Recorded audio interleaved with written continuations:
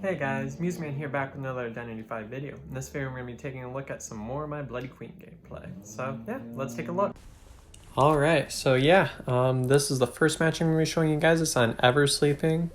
Now whenever I get this spawn in Eversleeping, it's always easiest for me to remember. Just take the tram.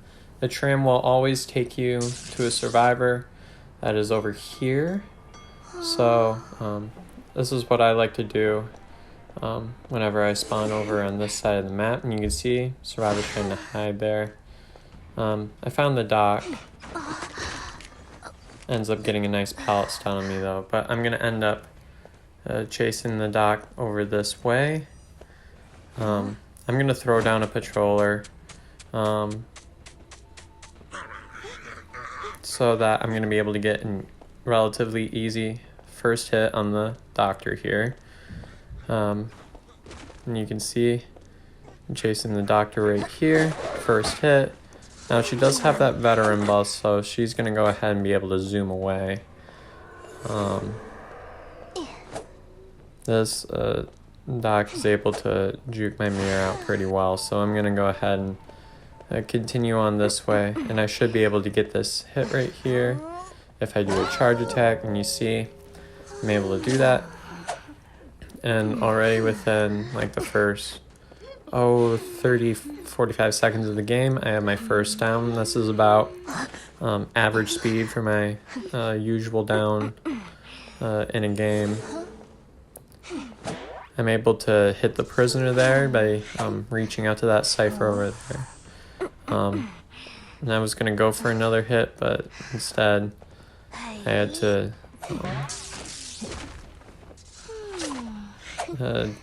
look after the perfumer here. The perfumer is going to throw that down. And I meant to hit the doctor before, but I accidentally hit the perfumer. But I guess that's okay because now she's not able to perfume more attacks for the doctor.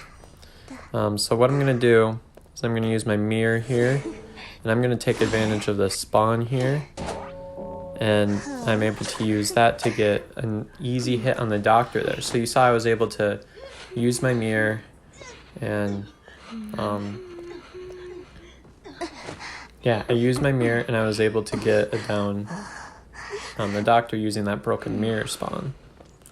So again, I know that the prisoner's over there, so I'm going to put some pressure on him in a moment. Oh wait, never mind, the enchantress was coming, so I couldn't do that. So I'm going to go ahead and chase the dock here. So that is another down for me, and now the doctor is going to be on the chair again, but you can see there's one cipher remaining, so I know I got to play my cards here right and disrupt some. So I'm going to go ahead and take the dock to this chair, and I see where the enchantress is at. But there's also one cipher remaining. I'm going to go ahead and just switch over here. You can see this was the cipher it looked like they were planning on doing.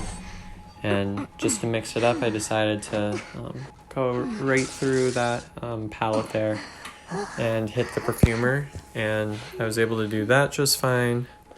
I didn't see the prisoner connection there, so I didn't worry about it too much. Okay, they're healing up over there, and I'm trying to single out the one that's injured.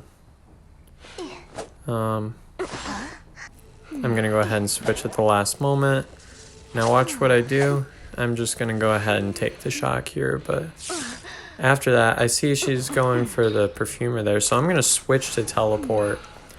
So now I'm over here, and now the enchantress, there's no way for her to pull off that rescue. I'm going to place my mirror, and now she's kind of pinned, and I can just kind of keep swinging until I hit her. So now the enchantress is down, and now that is a secured victory for me. And now it all just comes down to the prisoner. And the odds of the prisoner being able to rescue at this point are pretty low. So I see the prisoner's there, so I'm just going to place my mirror there. I can do a quick switch here since it doesn't really matter because he can kite all he wants, but it's not really going to get him anywhere. Since he's the only one remaining. If he doesn't rescue, then he doesn't win.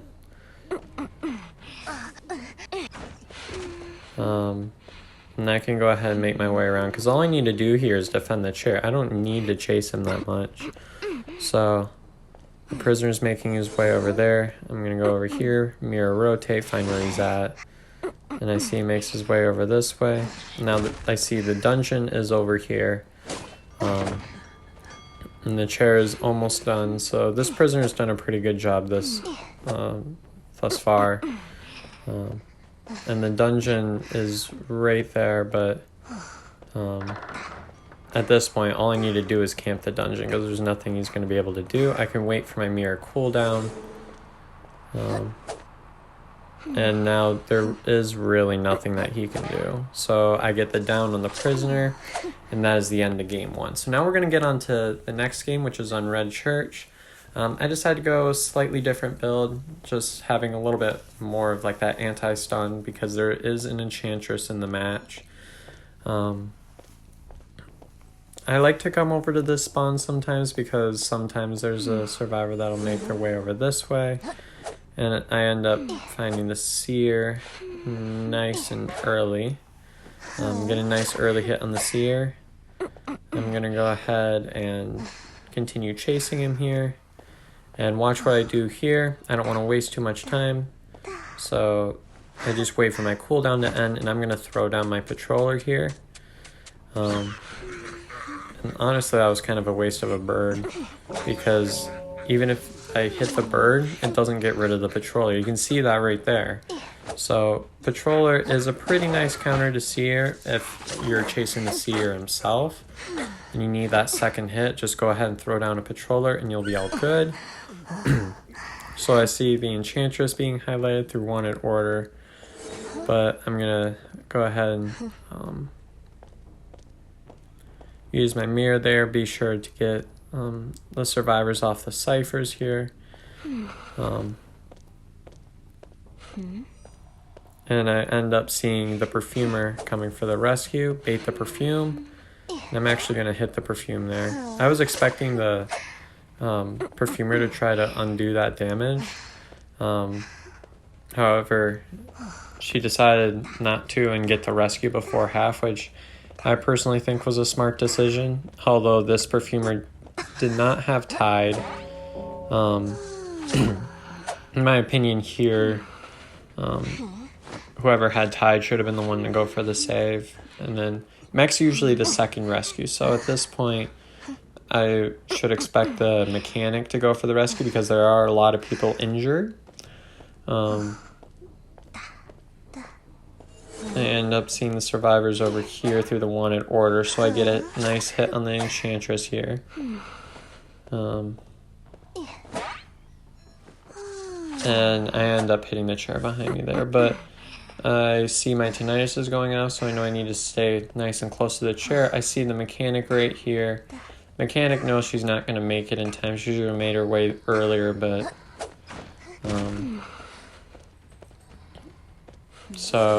and the mechanic is a good target for me now. Nice early hit. You can see that right there. And I'm just going to continue chasing. And I've got my patroller if the chase really does get too out of hand.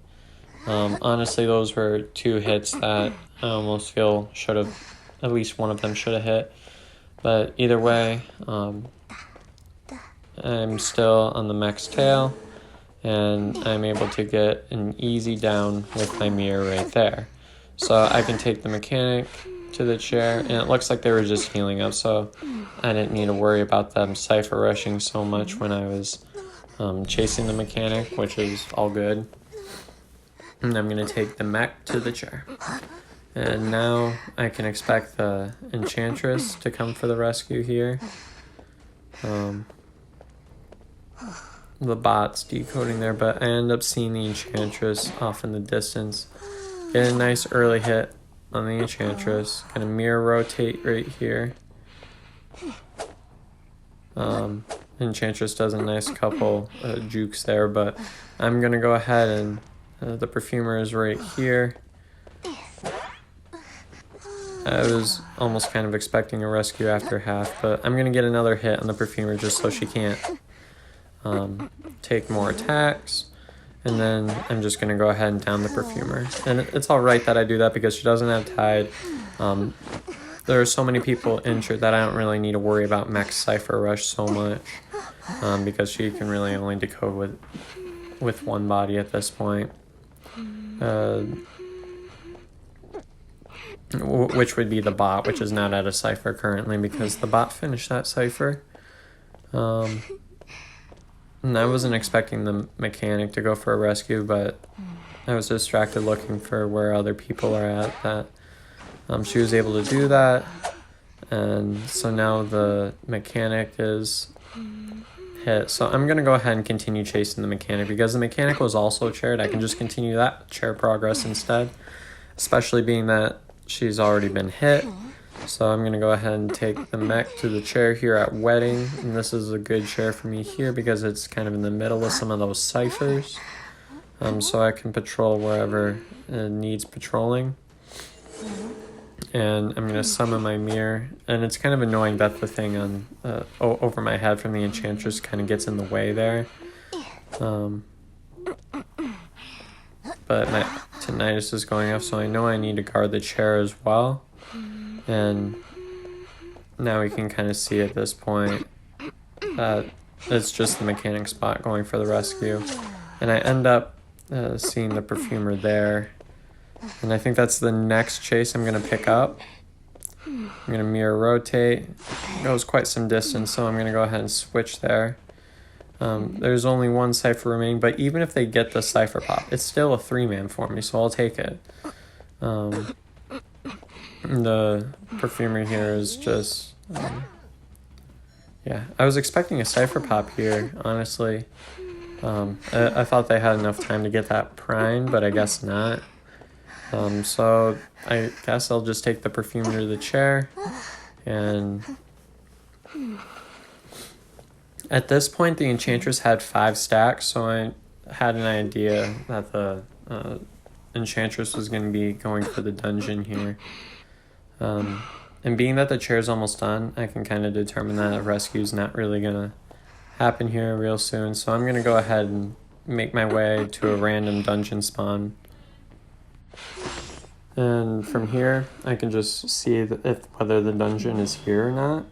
If it is, then I can just sort of camp it. So what I decide to do is use Excitement, see the Enchantress stun did nothing, and now I'm able to take the Enchantress to the chair. And that is the end of game 2. Now we're going to move on to game 3, which is, we're going to end where we started, which is on Eversleeping, using more of my traditional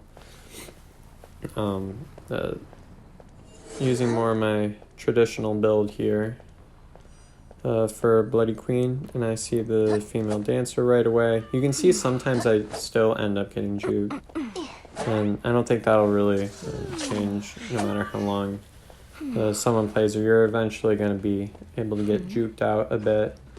And the barmaid gives a drink, so I'm going to go ahead and hit the barmaid because she just gave her drink to female dancer. Now she can't just quickly get another drink, and now I'm able to be in a prime position to get a hit on the female dancer before the drink is able to take an effect. And now the barmaid can't get a drink, so her ability is basically negated, and the barmaid and the female dancer's on the chair. And I've got my wanted order on another survivor, so that's good at least. So now I know where rescue either is or is not coming from. I see the priestess here. I end up doing a dumb move here. I was trying to go for another hit around the corner there, but I end up getting stunned instead. And that is a successful rescue for the priestess because of it. They're trying to body block there, but I end up hitting the dancer. The priestess just gets out of there. And I mean, I could have justified getting rid of that portal, but I didn't really care. And at this point, what I'm doing is I'm getting rid of my presence. And now I'm going to go ahead and take the female dancer to the chair again. And honestly, that rescue didn't really save them any time at all. I have to take the dancer to the chair at this point. But the good thing is that about insta-rescues, this particular insta-rescue is that the priestess didn't have tide, so that actually sped up my progress. And I'm going to chase the priestess a little bit, get a first hit on the priestess, so that's all good. And being that the barmaid is using so many drinks, her decoding speed is falling. So now I'm going to take the female dancer back to the chair for the final time. And that's about all that the female dancer is in this game, because now she's eliminated. And I see the priestess here, but I also see the barmaid, so I decided to go after the barmaid. And I used my mirror switch because I wasn't able to hit her with the way the mirror was already positioned, because I was intending to go after that priestess at first. And at this point, through the transitional kiting, there's really nothing I can do against the barmaid here.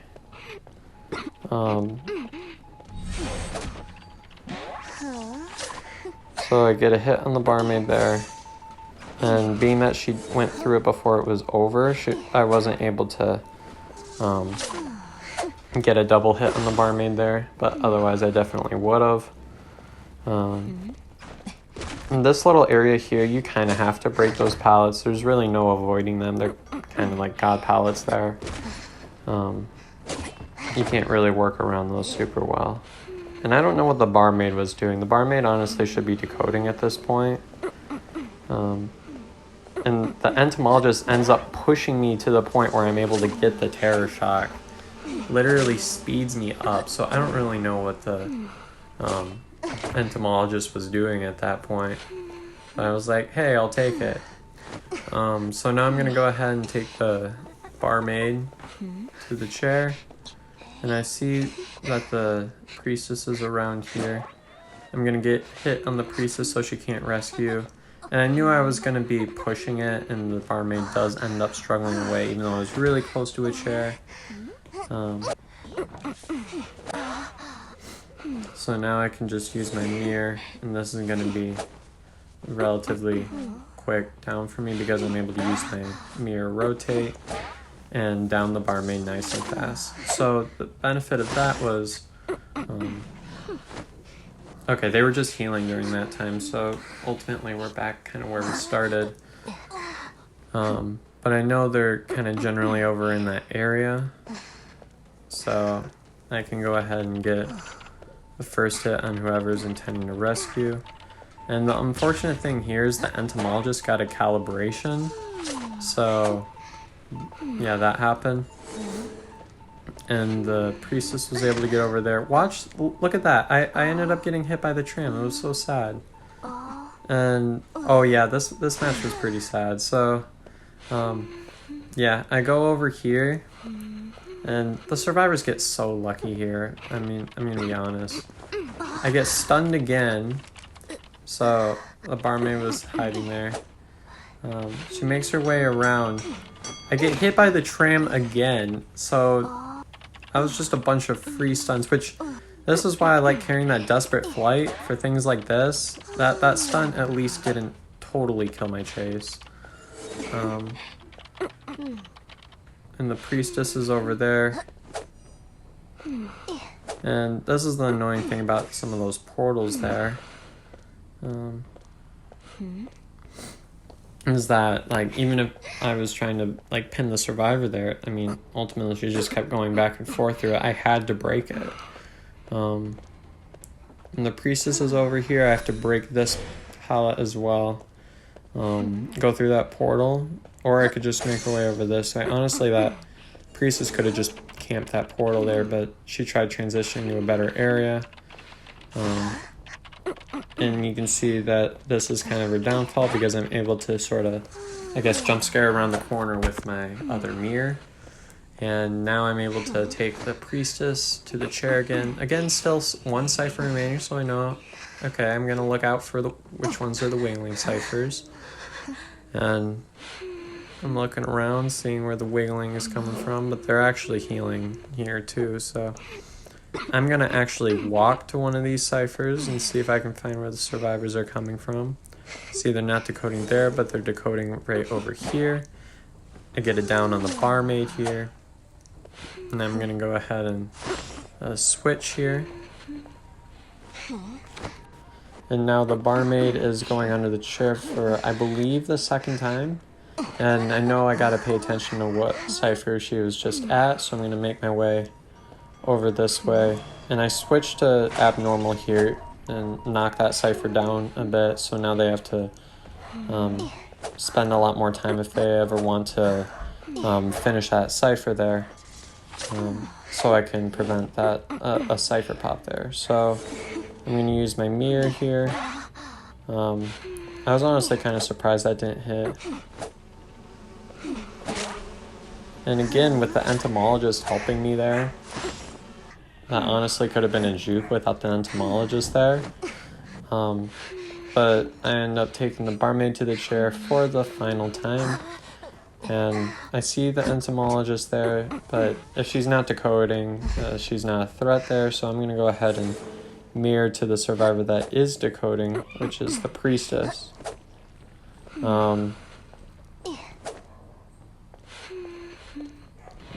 these hits are kind of just out of range there, but being that she went through that portal, I know that she's like way out of range of a cipher, so I don't need to worry about her for the time being.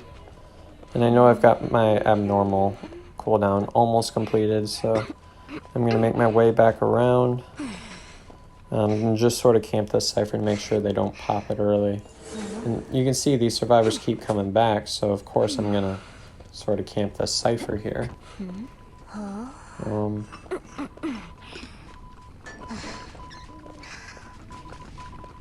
And you can see again right there, I'm abnormaling that cipher, trying to stall out the game as long as I can. And I see the priestess is here. I gotta destroy that portal. That's the annoying thing about priestess, is that she can like stop chases before she starts them. And I see that that cipher is being decoded, so I end up getting a terror shock off the entomologist there and break this pallet.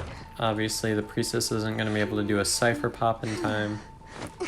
And I'm going to go ahead and take the entomologist to another chair. At this point, there's no way the priestess will be able to rescue unless she does like a fancy portal move. But being that she's injured, a rescue is going to be extremely difficult. And I'm already on the priestess tail.